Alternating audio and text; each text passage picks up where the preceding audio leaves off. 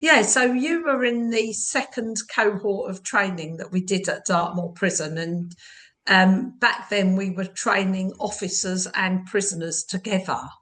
And maybe you could just talk about that experience because it was 9 days of training, I think, or 6 or 9 days of training. I can't remember, but maybe you could talk a bit about that experience. Yeah, I think it was three blocks of 3 days, if I Yeah, remember rightly. So it was 9 days. Yeah, and it was very strange because it's not something that I'd seen done in the prison service before, where prisoners and staff were training together.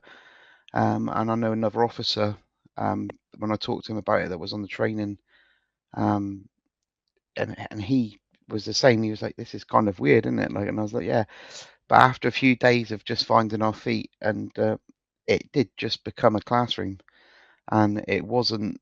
Um, it that sort of barrier got broken down a little bit straight away, and the practice, and we giving each other feedback, and it just become like you were all participants in one sort of class, and the officer and prisoner dynamic didn't matter so much, and that happened really quickly, actually, much quicker than I thought it would.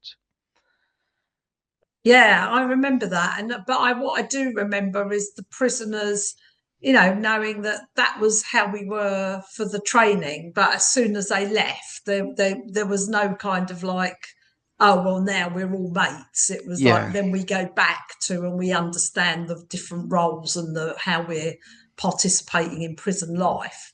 But I think it enhanced respect.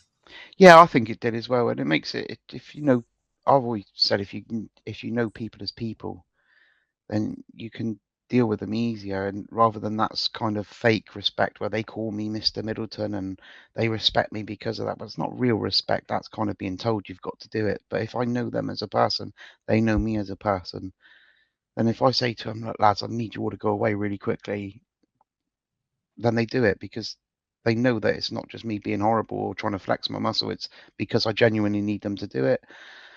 So it having that professional relationship, it makes prison run better, if that makes sense. Uh, Better than just that kind of fake respect that's kind of forced upon people.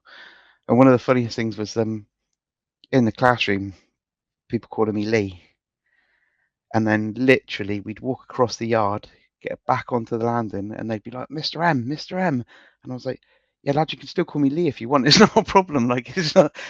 But they instantly they switched almost back into that mode where it's officer prisoner type thing, you know. So it was very strange at first, and took some getting used to, from both sides as well. Like, Yeah, well, I was thinking about a conversation yesterday with someone who'd been in prison, was talking about um, him being able to have a compassionate visit because his father was dying, and there were a number of officers that could have done the escort, and he was dreading one particular officer, you know, absolutely dreading that he would be the one. And then, of course, as luck would have it, it was that officer. But having sat in a car with him for hours and hours because it was a long journey, um, he came back and said, you know, I suddenly saw this guy in a completely new light and I had total respect for him. And, you know, we'd humanised each other.